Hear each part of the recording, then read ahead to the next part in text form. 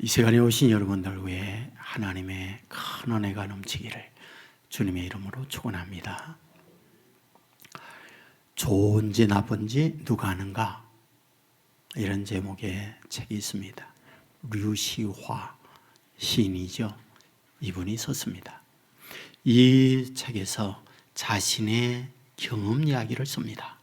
대학 졸업을 앞두고 취업을 해야 할 때에 친구가 한 언론사의 취업 원서를 가져다 주었습니다.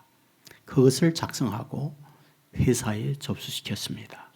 국민대학에서 입사 시험이 있었습니다. 곰팡이 냄새나는 집에서 열심히 입사 준비를 하고 공부를 하고 그 당일날 학교에 시험 보기 위해서 갔습니다. 한적했습니다. 사람이 없습니다. 시험보는 사인보드가 있었습니다.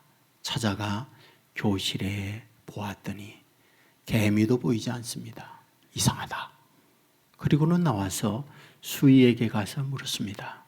오늘 시험 안 보나요? 그랬더니 수희가 이상한 눈치로 바라보면서 어제 끝났어요 라고 말을 하더라는 거죠. 이분이 날짜를 잘못 보았습니다. 이미 시험은 끝났고 그 다음 날 시험 장소에 왔던 거죠. 이분은 여기에서 이렇게 말하죠. 나는 사회 초년생부터 인생길이 꼬이고 막히는 삶을 경험했다. 그러면서 한 남자 이야기를 그 뒤에 쓰고 있습니다. 이 남자가 대기업에 사원으로 취업을 하기 위하여 원서를 냈습니다.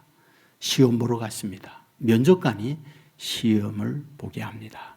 바닥 청소를 해보세요. 열심히 사원 입사 준비했던 것은 청소합니다. 이 모습을 보았던 면접관이 말하죠. 당신 합격이요. 근무 조건과 월급에 대한 조건들을 이메일로 보낼 터이니 이메일을 알려주시오. 이 남자는 이야기합니다. 저는 이메일이 없습니다. 이메일이 없다고요? 이메일이 없다는 말은 실제적 삶이 없다는 말이요. 당신과 같은 사람을 우리 회사에 모집할 수가 없어. 그리고는 이 남자는 그 회사에 취업을 하지 못하고 나오게 됩니다. 앞날이 막막했습니다. 내 인생을 어떻게 살아갈까? 주머니를 찾아보았더니 US 달러 10불이 전부였습니다. 뭘 할까?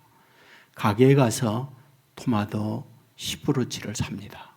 그리고는 그것을 집집마다 다니면서 소매업을 하게 되죠. 20불을 벌었습니다. 또다시 가서 사서 팔고 장사가 잘 됐습니다. 리어카를 샀습니다. 그곳에 물건을 싣고 다니면서 많이 팔았습니다. 추럭을 샀습니다. 추럭을 가지고 계속 사업을 하면서 확장해 가면서 여러 대의 추럭과 여러 사람들을 고용하게 됩니다. 도매업의 사장이 되어집니다. 이 자신의 미래를 생각하면서 보험을 들어야 되겠다. 그리고 보험회사 직원을 부릅니다. 상품의 소개를 받고 이 보험에 들겠소 라고 했더니 그 직원이 이야기합니다. 제가 이 보험 약관과 보험의 혜택에 관한 부분을 이메일로 보내드리겠습니다. 이메일 주소를 알려주십시오. 그러자 이 사장은 말했습니다. 저는 이메일 주소가 없는 거래요. 그러자 깜짝 놀라 말하죠. 이메일 주소도 없이 이런 큰 기업을 이루셨군요. 만일 이메일이 있었다면 어떠한 인물이 되었으리라 생각하세요. 그러자 사장은 잠시 침묵을 하더니 이렇게 말하죠. 청소부가 됐겠죠. 라고 말이죠. 여기에서 우리에게 주는 메시지가 있습니다. 좋은지 나쁜지 누가 알겠는가? 당장의 현실은 나쁩니다. 안 됐습니다. 손해봅니다. 그러나 후에 세월이 가고 보았더니 그 안 된 것이 도리어 유익하게 됐고 오히려 선을 이루는 결과를 가져왔다 라고 말씀을 드릴 수 있다. 이런 말이 되는 것입니다. 성경은 말합니다. 하나님의 사랑을 입은 자 그들은 모든 것이 합력하여 선을 이룬다라는 것. 성경은 우리에게 이것을 약속을 하고 있습니다. 오늘 본문은 우리에게 이 부분을 말씀해 주고 있습니다. 본문에서 반복적으로 사용하는 단어가 있습니다. 감사합니다. 15절 말씀에 보면 너희는 또한 감사하는 자가 되라.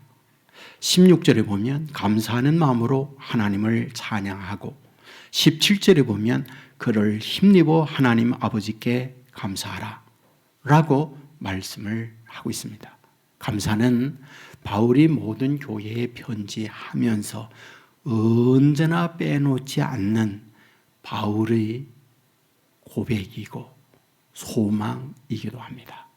우리가 로마서 1장 8절에 보면 내 하나님께 감사함은, 고린도전서 1장 4절에 보면 항상 하나님께 감사하노니, 고린도후서 1장 11절에 보면 우리를 위하여 감사하게 하려 함이라.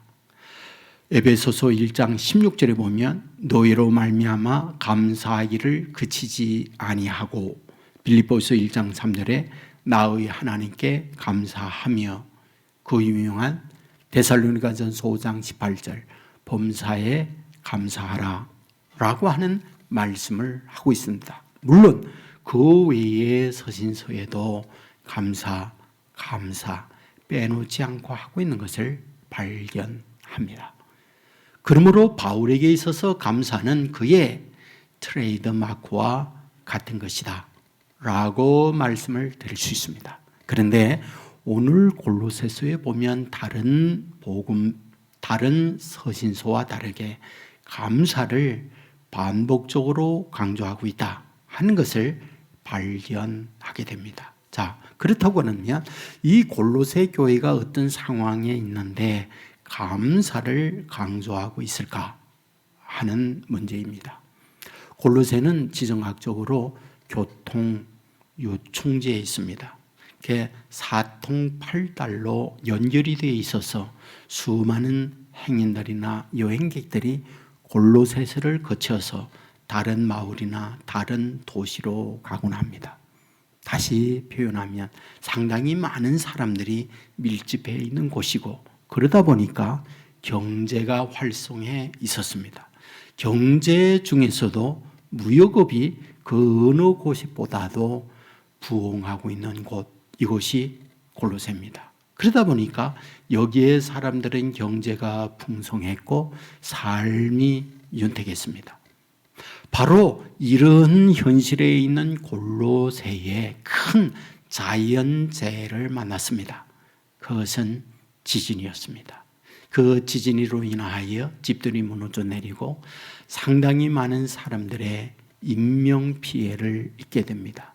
경제적 손실과 함께 미래에 대한 두려움, 앞날에 대한 캄캄함을 갖고 있을 그때에 불안과 두려움에 떨고 있는 그들에게 새로운 희망의 메시지를 전하는 이들이 있었습니다. 그것을 신학적으로는 영지주의자 그니시소파라고 이야기합니다.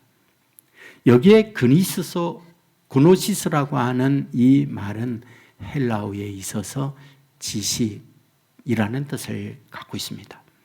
우리가 말씀을 보는 가운데에 2장 9절에 보면 누가 철학과 헛된 속임수로 너희를 사로잡을까 주의하라 라고 말합니다.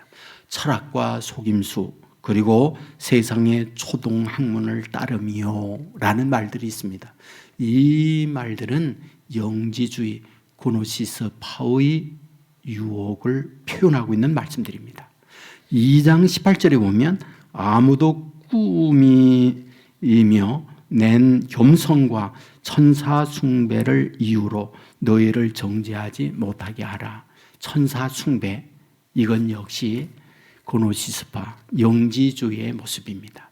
2장 20절에 보면 세상의 초동학문 그리고 자의적 숭배 이런 부분이 나오고 있는데 이런 모든 것들이 영지주의자들의 모습이다 이런 말입니다. 영지주의자들은 무엇을 말하고 있을까? 이란에서 파생된 하나의 철학이고 하나의 종교라고 얘기합니다. 여기에서 신비주의와 연합이 돼서 지식적 문제를 가지고 인생의 문제를 해결할 수 있다. 이런 주장을 하게 된 것입니다. 그러니까 골로새가 이런 어려움과 고통을 겪고 있을 때 너희들에게 희망이 있다. 그 희망은 그노시스파다.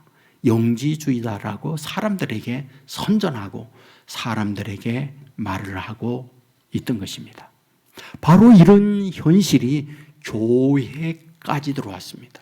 예수 그리스도를 믿음으로 구원받는 하나님의 자녀들이 예수님 외에 다른 것에 희망이 있다라고 하는 생각을 갖는 이들이 교회 안에 팽배하게 됩니다. 바로 이런 현실을 바울이 알고는 그곳에 편지 씁니다.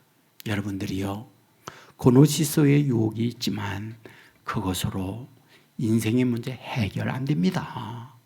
여러분들을 유혹하고 여러분을 근본적으로 휘흔드는 것 뿐이지 진정한 구원과 진정한 이생의 해답은 그곳에 없습니다. 그러므로 속임수에 넘어가서는 안 됩니다. 라고 하면서 예수 그리스도의 구원과 예수 그리스도의 유일적 구원의 문제를 말하고 있는 것, 이것이 골로새서의 내용이다 라고 하는 사실입니다. 2장 4절에 보면 교묘한 말로 여러분을 속이는데 여기에 속아 넘어가지 마십시오. 2장 8절에 보면 철학과 헛된 속임수로 여러분을 사로잡고 있습니다. 여기에 흔들리지 마십시오. 그리고 1장 7절에 보면 에바브로 디도편에 여러분이 말씀을 배우지 않았습니까? 예수 그리스도의 복음의 말씀 흔들리지 말고 붙잡으십시오. 그러면서 골로새서 3장 1절 이하 위의 것을 생각하고 땅의 것을 생각하지 마십시오 라고 하는 말씀을 하고 있습니다. 이런 말씀을 하고 있으면서 뭐다? 감사를 말하고 있다. 이런 말씀이 됩니다. 자, 그렇다고 그러면 여기서 말씀하고 있을 때 감사를 말하고 있을 때에 그 감사의 뜻이 무엇일까라는 겁니다. 지금 감사를 말하고 있어요. 그러면 여기서 감사할 수 있는 상황이 아닙니다. 지진으로 말미암아 집이 무너졌고 상당히 많은 사람들이 인명피해를 입었고 경제적 어려움을 당하고 있고 미래 불투명하고 어려운 두려움 가운데 있는 그들에게 바울이 말합니다. 감사하십시오 라고 하는 말을 하고 있다. 이런 말이 됩니다. 그런데 이 감사라고 하는 단어를 찾아보면 유카리스테오라고 하는 헬라어의 단어를 쓰고 있습니다. 카리스라고 하는 헬라어의 말을 많이 들어봤을 거예요. 카리스, 은혜입니다. 이 카리스라고 하는 단어의 의원을 두고 유카리스테오라고 하는 단어를 파생적으로 쓰고 있습니다. 그러면 그 의미가 무엇이냐? 어둠에서 밝음을 보다 하는 의미를 갖고 있습니다. 현재 일어나고 있는 사실적 상황들이 있습니다. 그곳 너머에 숨겨져 있는 것을 깨닫다라는 뜻을 갖고 있는 것, 이거의 유카리스테오라고 하는 단어의 의미입니다. 그런데 이것을 감사라고 하는 단어로 쓰고 있다, 이런 말이 됩니다. 다시 말씀드리면 지금 여러분들이 지진 만났습니다. 인명피해를 입었습니다. 눈에 보이는 것은 절망입니다. 여러분의 기대와 다른 어려움을 만나고 있습니다. 그런데 여기서 감사하십시오 라고 하는 말을 골로새 교인들에게 바울이 쓰고 있다, 이런 말이 됩니다. 그렇다면 지금 바울이 골로새 교인들을 향하여 감사를 말하고 있을 때에 뭐란 말입니까? 어두움이에요. 현실은 미래가 캄캄합니다. 그런 가운데 밝음을 볼 줄 알 때 감사가 있다라는 말씀을 하는 거예요. 현재 겪고 있는 현실적 문제 뭡니까? 절망입니다. 낙심입니다. 현실은 희망이 보이지 않습니다. 그러나 그 너머에 하나님이 담겨 있는 비밀스러운 것을 볼 줄 알고 깨달을 때 비로소 여기에 감사가 있습니다. 그러므로 감사하십시오 라는 말을 골로새 교인들에게 하고 있다. 이런 말씀이 됩니다. 사랑하는 여러분, 오늘 저와 여러분은 2002년 1월 넷째 주를 맞이하고 있습니다. 만 2년 동안 우리는 코로나19로 인하여 많은 자유가 제한이 되어 있고 삶이 전과 다른 새로운 삶의 방향으로 바꿔놓고 있습니다. 불안합니다. 두려움이 있습니다. 경제적 어려움이 있고 힘든 일들이 하나둘이 아닙니다. 여러분, 코로나19 2년 동안에 자유로운 활동을 하지 못하고 있을 때 건강하던 분이 갑자기 병환이 났고 질병을 치료하는 가운데 우리가 알지 못하는 가운데 세상을 떠난 우리 가까운 분들이 우리 주위에 여럿 있었습니다. 2년 동안에 변화된 우리의 삶의 현장, 우리로 왜 이런 어려움을 만나게 할까? 믿음의 사람들이고 기도하고 신앙 안에서 사는 우리에게 이런 고통을 만나게 하는 이유가 뭘까? 의심스러운 일들이 사실은 하나둘이 아닙니다. 오늘 본문에서 골로새 교인들에게 바울이 편지를 하면서 감사의 문제를 말하고 있을 때에 무엇입니까? 여러분에게 주어져 있는 현실은 어두움입니다. 현실은 두려움입니다. 그런데 그곳에서 밝음을 볼 때에 감사가 있습니다. 여러분들 현실은 절망입니다. 그 가운데 담겨있는 하나님의 비밀스러운 것을 발견하고 깨달을 때 유카리스테오가 되어집니다. 라고 하는 부분을 우리에게 말씀해 줍니다. 성경은 말합니다. 하나님의 부름을 입은 하나님의 자녀들에게는 모든 것이 합력하여 선을 이룬다. 우리에게 그와 같이 말씀하고 있습니다. 여러분, 오늘 하나님의 백성된 저와 여러분이 기대하고 있는 여러분의 삶의 현실이 반대로 벌어지는 경우 많습니다. 여러분의 삶이 여러분에게 시비 걸고 여러분을 걷어차고 여러분을 넘어지게 만드는 일들 하나둘이 아닙니다. 건강하기를 원하는데 원치 않는 질병이 오는 분들, 여러분 모두가 기대하고 성공적 미래를 꿈꾸지만 성공이 아니라 실패, 여러분의 화목과 더 나은 내일을 원하지만 더 나은 캄캄함이 여러분을 기다리고 있고 그리하여 여러분들로 하여금 삶을 뿌리채 흔드는 경우 하나둘이 아닙니다. 이런 우리에게 무엇을 말씀하고 있을까? 감사하는 자가 되라고 말합니다. 감사가 무엇이냐? 어둠에서 밝음을 볼 줄 아는 자란 말입니다. 감사하는 자가 되라. 현실은 여러분에게 어렵고 공고한 일로 만들고 있습니다. 그런데 그 가운데 우리가 알지 못하는 하나님의 비밀을 발견하고 그것을 깨우침을 받을 때 거기에 반응하는 것이 감사다 가르쳐 주고 있습니다. 저는 여러분 모두가 다 이런 감사할 줄 아는 하나님의 사람이 될 수 있기를 주의 이름으로 축원합니다. 우리 교회가 시작하고 얼마 안 돼서 우리가 잘 아는 강용우 박사님을 모시고 부흥회를 했습니다. 근데 그분이 오셔서 우리가 잘 알고 있는 그분의 간증 이야기를 실제 본인이 하셨습니다. 고향이 양평입니다. 어릴 때부터 문호리 교회에 다녔다 말씀을 하셨습니다. 저는 한 번에 강용호 박사님이 어릴 때 성장했던 그 그리고 다녔던 문호리 교회, 양평에 있는 교회를 가보았습니다. 시골의 아담한 붉은 벽돌로 지어 있는 그런 교회입니다.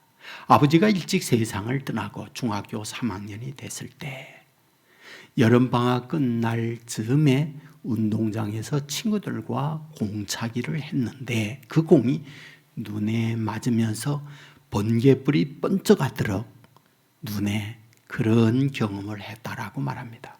그 이후부터 시력을 잃게 됩니다.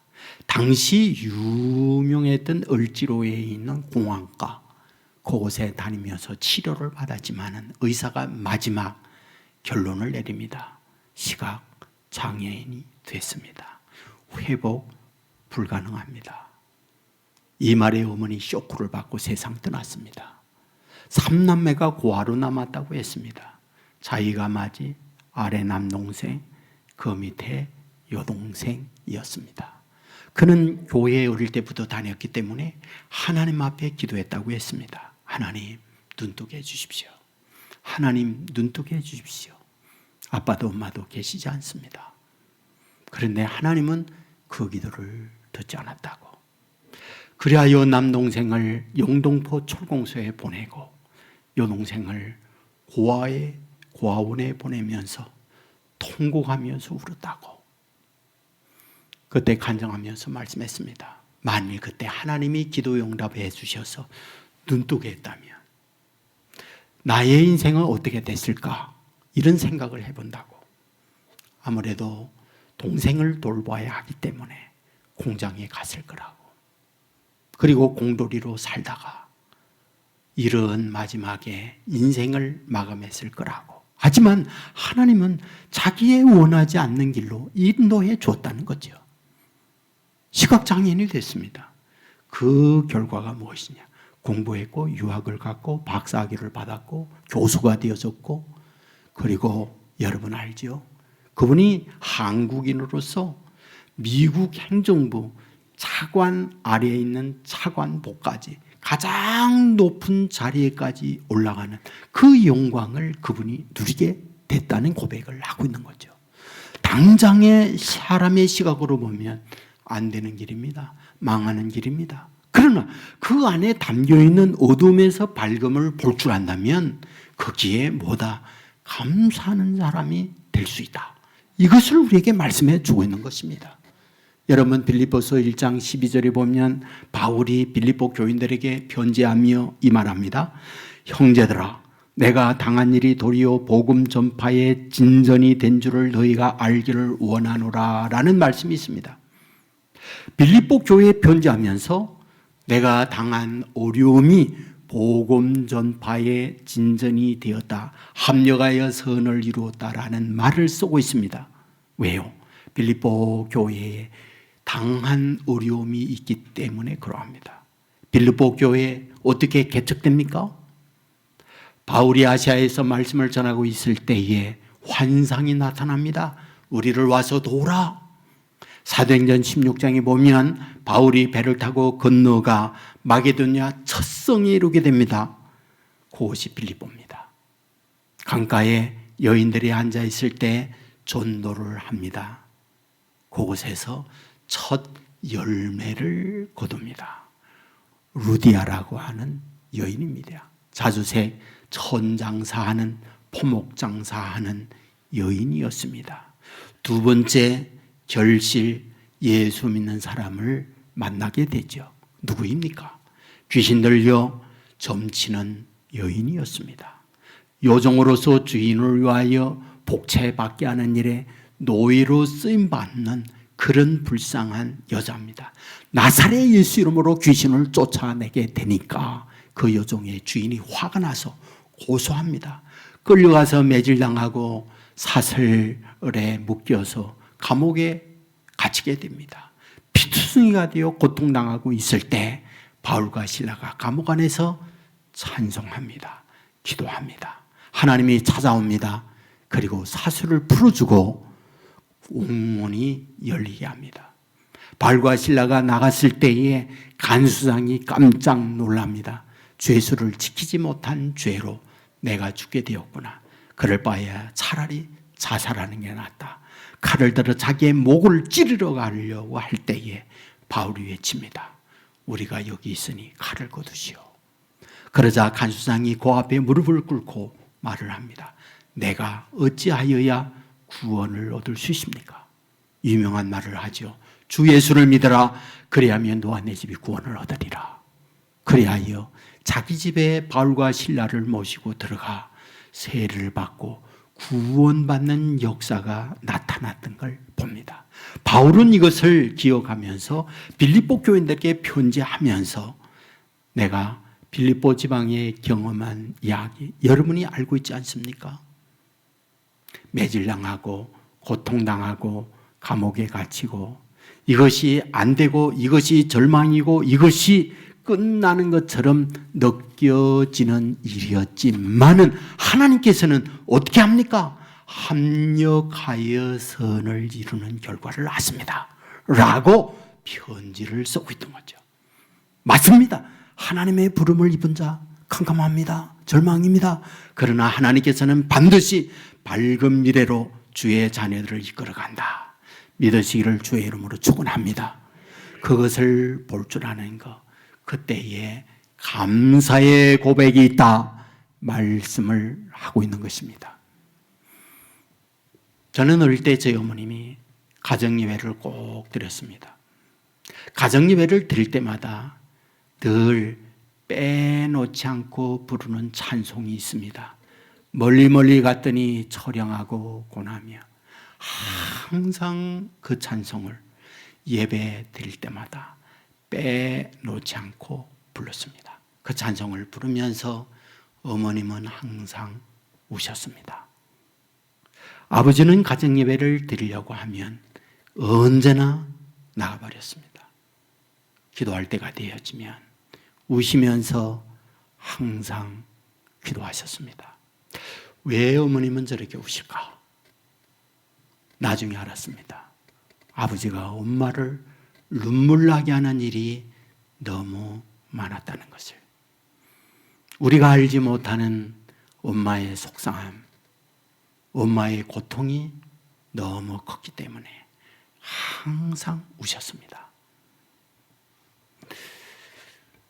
우리의 집안 논 팔고 밥 팔고 방앗간을 했는데 방앗간도 팔고 삶의 터전을 옮겼습니다. 십정동에서 양계업을 했습니다. 더 크게 확장하기 위하여 구월동으로 갔습니다. 구월동으로 가 양계를 하는데 여러분 아세요? 닭들도 사람 아픈 것처럼 똑같이 아프다는 거. 닭들도 기침하지요. 닭들도 설사하지요. 닭들도 감기 걸리죠. 각 닭들도 독감 들죠. 똑같이 아파요. 여러분 닭들이 조류 독감 걸리면요 하룻밤 자고 날 때 수십만 원씩 주고 가요. 그러면 땅 파고 그 닭들을 다 묻습니다. 그때부터 폐기를 했어요. 여러분 이것이 반복 몇 번을 하다 보면 결국 망합니다.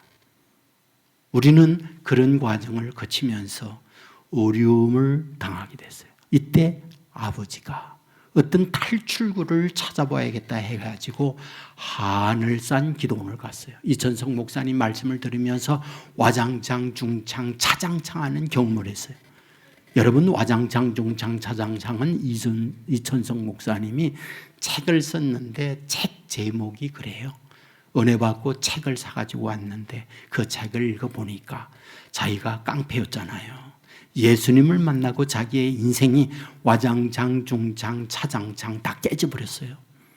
내 아버님이 그곳에 가서 이천성 목사님처럼 그와 같이 와장창 중창 차장창 하고 오셨어요.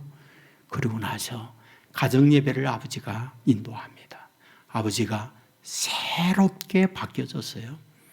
그리고 교회에서 장로님도 되시고 장로님으로 계시다가 하나님의 부름을 받고 하나님 나라로 가셨습니다. 여러분 당시에 우리가 재산적 많은 손실을 입었습니다. 괜찮게 살던 우리의 집안, 고향에서 부사 소리를 듣고 살던 우리 집안, 이런 과정을 거치면서 재산적 많은 손실을 입었습니다. 하지만 우리가 이런 손실을 입었지만 또 다른 은혜를 입었습니다. 아버지가 변화된 것. 많은 수업료, 많은 재산을 잃으면서 주 안에 아버님이 오셨다고 하는 엄청난 걸 얻게 된 거죠. 여러분, 우리가 살면서 하나님의 사랑을 입은 하나님의 사람들에게는 우리가 어떤 걸 잃지만 또 다른 하나님의 축복을 준비하고 그 길로 인도해 주신다는 것, 이게 성경이 우리를 향한 약속입니다. 믿음은 무엇입니까? 절망적 상황에서 희망을 보는 눈이 믿음입니다. 믿음이 무엇입니까? 캄캄함에서 밝음을 볼 줄 아는 게 믿음입니다. 믿음이 무엇입니까? 오늘 골로새 교인들이 지진을 만나고 집이 무너져 내리고 사람들이 살상하고 재산적 피해를 입었습니다. 그런데 그곳에 또 다른 하나님의 섭리가 우리를 위하여 기다리고 있다. 이런 것을 바라볼 때 감사가 되어지고 그 감사하는 자에게 뭐다? 또 다른 감사의 축복을 약속하고 주신다. 이것이 오늘 골로새를 통하여 우리에게 주는 주님의 메시지다. 이 사실 믿으시기를 주의 이름으로 축원합니다. 여러분, 감사할 수만 있다고 그러면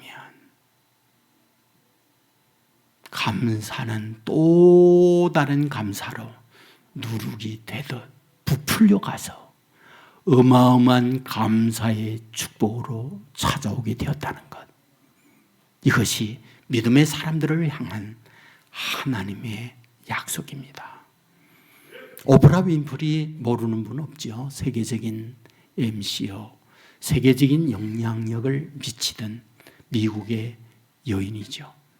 물론 지금은 은퇴를 하셨습니다. 그런데 이분의 삶을 보면 눈물 나는 인생이에요. 왜? 자기 어머님이 18살 때 자기를 낳았어요.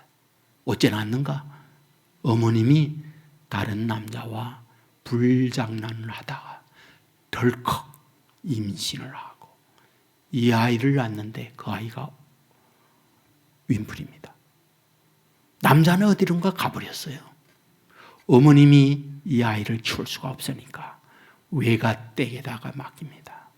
외할머님에게 윈프리가 성장해요. 그런데 그 외가댁에 외삼촌 아이들이 있잖아요. 이종 사촌 오빠에게 어린 나이에게 아버지도 어머니도 없는 오프라 윈프리를 성폭행해요. 아이가 덜컥 임신을 해버렸어요. 그 낳은 아이 2달 만에 세상을 떠납니다. 자기 인생이 비극이죠.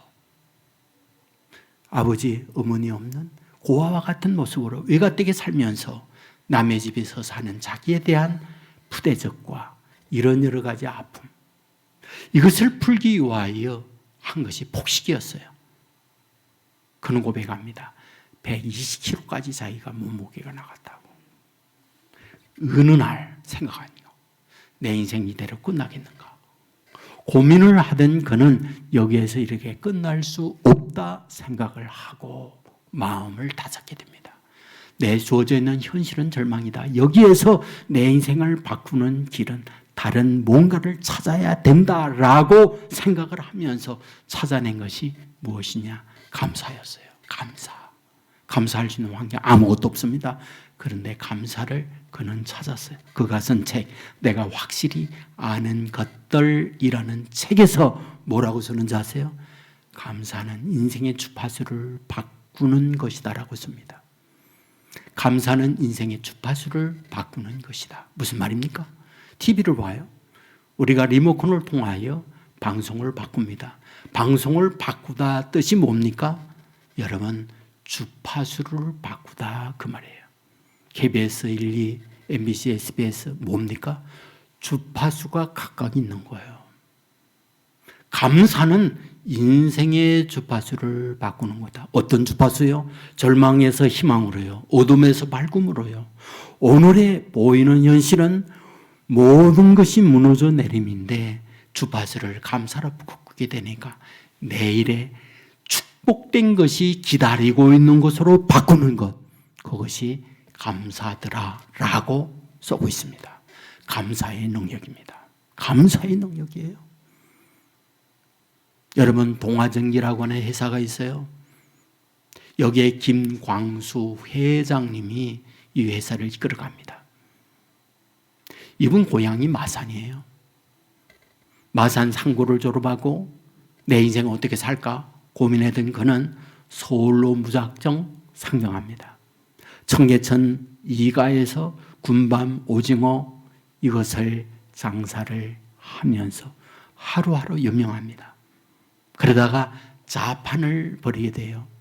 당시 노점 상하는 사람 단속반들이 많았어요. 자판을 뒤엎습니다. 그러면 자기의 삶의 터전이 무너져 내리니까 죽기 살기로 싸웁니다. 그러다가 유치장에 갇히기도 합니다. 사회의 현실에 대한 분노로 가득 차 있습니다. 잘 사는 사람 더 잘 사고 못 사는 사람 더 못 사는구나. 이런 부조리한 이 세상에 살 수가 있구나. 날마다 술과 날마다 절망적 황룡에서 자기의 인생을 탓합니다. 지금과 같이 이런 추운 겨울날이었습니다. 다시금 밤길을 걷고 있는데 자기의 인생이 서럽고 눈물이 흘러내립니다. 그리고 하늘을 바라봅니다. 총총한 하늘 불빛이 별들이 반짝입니다. 그때 그 순간 자기 안에 회성처럼 지나가는 생각이 있습니다. 광수야, 지금 너의 현실에 대하여 원망, 불평을 하며 여기까지 왔다. 그렇다고 내 인생이 달라졌느냐? 지금까지 내 현실에 대하여 원망, 불평하며 여기까지 왔다. 그렇다고 내 인생이 달라졌느냐? 이런 마음의 생각이 혜성처럼 지나갑니다. 그는 깨닫습니다. 그래, 주어져있는 현실 앞에 내가 현실을 탓하고 절망하고 원망한다고 내 인생의 미래가 달라질 게 뭐 있느냐? 더 나쁜 것만이 생길 게 밖에 없지 않느냐? 그리고는 그때부터 감사하기로 하자. 고마운 마음을 표하기로 하자. 그리고 감사합니다. 고맙습니다. 라는 말로 억지로 바뀌기 시작했는데 그것이 오늘의 자기의 인생을 바꿔놓았다고 얘기해요. 이분은 지금도 새벽 3시만 되면 감사일기를 씁니다. 그것은 감사일기를 SNS를 통하여 지인들 수천 명에게 보낸다라고 말씀을 해요. 제가 이 말씀을 준비하면서 지금 부산 사하구 신평동에 동아전기라고 하는 회사가 있는데 그 회사가 어떤 회사인가 하고 봤더니 중견 회사예요. 이분이 얘기해요. 자기가 감사하면서 이 실적이라고 하는 것, 자기의 인생의 변화라는 것, 거의 곱절 이와 같이 성장의 인생을 경험했다. 그러므로 내가 이와 같이 감사로 내 인생을 바꿨는데 이 놀라운 일들을 어찌하여 내 주위에 있는 사람들에게 말하지 않을 거냐? 라고 하면서 감사의 전도자가 되어 열심히 감사를 얘기하고 있어요. 여러분, 저는 그분이 믿는지 안 믿는지 모릅니다. 하지만 이분이 감사라고 하는 걸 통하여 자기의 인생을 바꾸었다 라고 하는 산 경험적 고백이라고 할 때 우리들을 향하여 하나님께서 범사에 감사하라 그리하면 그 외의 모든 걸 더한다고 하는 주님의 말씀이 있지 않나요? 이 말씀을 한번 순종하고 감사하는 자가 되어 감사하는 자에게 주어지는 능력과 축복이 이런 거구나. 저와 여러분이 간정의 주인공으로 설 수 있다면 이보다 더 큰 축복이 어디 있겠습니까? 저는 이런 저와 여러분이 될 수 있기를 주의 이름으로 축원합니다. 고야와시라고 하는 일본 분이 계십니다. 인생을 바꾸는데 단 하루도 걸리지 않는다라고 하는 책이 있습니다. 결혼 13년 차가 됐습니다. 그런데 행복하지 않았습니다. 왜? 결혼하고 보니 아내가 바꾸어야 할 게 하나둘이 아닙니다.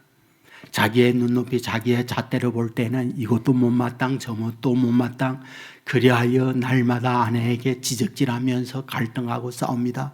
그런 가운데 자녀는 열어두었습니다. 자녀들도 자기 애미를 닮아 꼭 자기의 마음에 들지 않는 거로 가득 차 있습니다. 아이들에게 훈육합니다. 또는 매질을 합니다. 그러다 보니 가정은 사르는 판이고 가정은 행복은 거리가 먼 날마다 불행한 가정 속에 연속됩니다. 아내는 계속 이혼을 요구합니다. 당신과 같은 사람 더 이상 살 수가 없다고. 그는 고민합니다. 내가 이와 같이 살다가 이와 같이 불행한 결과를 낳았어야 되겠는가? 그는 고민하고 고민하다가 마음에 그런 생각을 해봅니다. 내가 아내에게, 자녀들에게 지적질하는 것보다 아내에게 좋은 걸 말하기 시작하면 어떨까? 아이들에게 좋은 걸 말하기 시작하면 어떨까? 생각을 하고는 그때부터 억지로라도 고마운 표현을 하기 시작합니다. 감사의 표현을 하기 시작합니다.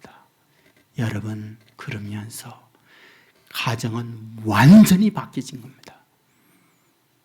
불행이 행복으로 바뀌어졌습니다. 인생이 완전히 탈바꿈됐습니다. 고야바시는 이러한 자기의 경험을 이 책에 고백하면서 내가 생각의 방향 하나를 딱 바꾸니까 바뀐 게 아내 그대로입니다. 자녀들 그래둡니다. 그런데 자기 하나 바꾸고 났더니 자기의 가정이 이렇게 화목으로 바뀌어졌다는 고백을 여기서 하고 있습니다. 저는 금년 시작을 하면서 여러분에게 실행이 답이다, 행함이 답이다 라고 하는 말씀을 드렸습니다. 믿음이 노라하고 행함이 없다면 죽은 믿음이라는 말씀을 드렸습니다. 여러분, 우리가 설교 많이 듣습니다. 압니다. 행함이 없으면 끝이에요. 행함이 없이는 바뀌지 않아요. 저는 여러분에게 부탁합니다. 금년 감사의 실행자, 감사의 행함, 이것을 실천할 수 있는 저와 여러분 될 수 있기를 주의 이름으로 축원합니다. 아이고, 2명의 아멘 안 하시네. 다시 한번 말씀합니다. 금년 감사에 실행하는 성도 여러분 될 수 있기를 주의 이름으로 축원합니다. 아멘. 예, 제가 제 간증하면서 말씀을 마무리할게요. 여러분에게 말씀했죠. 저는 목 디스크, 허리 디스크를 알았어요. 그래서 지금도 항상 목 디스크, 허리 디스크 이 스트레칭을 빼놓지 않고 합니다. 근데 그 스트레칭을 할 때에 하는 시간 언제나 평일에도 하기도 하지만은 항상 빼놓지 않는 건 잠자리 들기 전입니다. 제가 침대에 누워서 침대 이 모서리에 이 허리 위에 어깨 여기에 걸치고는 이 바닥으로 제 몸을 늘어뜨려요. 스트레칭을 이렇게 하고 하는 거죠. 그리고는 꼭 하는 것이 2가지입니다. 하나는 하루의 일과를 복귀합니다. 지금 내가 이와 같이 했지, 그 전에 양치질 했지, 그 전에 내가 세면했지. 그때부터 새벽 기도에 기상할 때까지 하루를 쭉 복귀합니다. 누구 만나지, 어떤 일이 있었지, 그걸 하루를 복귀하면서 2번째 하는 것, 10가지 감사를 항상 빼놓지 않아요. 물론 특별하게 잊어버릴 때는 지나가지만 그렇지 아니할 때에는 이 2가지는 정말 꼭 하거든요. 저에게 그것이 얼마나 감사한 일인지 몰라요. 금년도 시작하면서 제가 금년도에는 이것 할 거야 라고 제 다이어리에다가 써놓은 게 있어요. 그 가운데 하나가 무엇이냐, 매일처럼 하트 프레임을 적는다라는 거였어요. 저는 일상에 하트 프레임에 대한 사고 훈련을 늘 합니다. 그런데 그것을 메모하는 건 많지 않아요. 이것을 매일 하나씩은 메모 기록으로 남긴다 라고 하는 마음을 먹었어요. 그리고 지금 여전히 그걸 하고 있습니다. 제가 다음 주에 헤빗과 루틴에 관한 말씀을 하려고 해요. 여러분 기대하고 다음 주에도 오세요. 왜냐, 이 감사라고 하는 걸 루틴화가 되지 않으면 안 된다는 얘기를 들려하는 거예요. 네? 이 헤빗과 루틴의 차이에 대한 부분을 다음 주에 말씀을 드리려고 하는데, 여러분, 이 감사를 루틴화하지 않으면 안 됩니다. 예? 여러분, 금년도에 한번 해보십시다. 한번 해보십시다. 예? 그리하여 연말에 가서 여러분 자신과 여러분 가정에 이 감사로 인한 축복이 무엇인지 간증할 수 있는 저와 여러분 되시기를 주의 이름으로 축원합니다. 바울이 골로새 교인들에게 이거 있어야 너희들 달라지지, 이거 안 되면 안 된다 라고 하는 마음을 가지고 그 부분을 부탁하는 거예요. 유카리스테오, 유카리스테오. 여러분의 현재 어둡습니다. 밝음을 보아야 해요. 유카리스테오. 여러분의 주어져 있는 현실은 절망이에요. 그 가운데 하나님의 숨겨져 있는 하나님의 비밀을 깨달아야만 감사가 됩니다. 그 부분을 말씀하고 있습니다. 믿음이란 그걸 볼 줄 아는 게 믿음이에요. 이런 마음을 갖고 금년도에 절망적 환경에서 감사하는 자가 되어 더 감사할 수 있는 축복을 누려가는 저와 여러분 되기를 주의 이름으로 축원합니다. 우리 모두 자리에서 일어나겠습니다.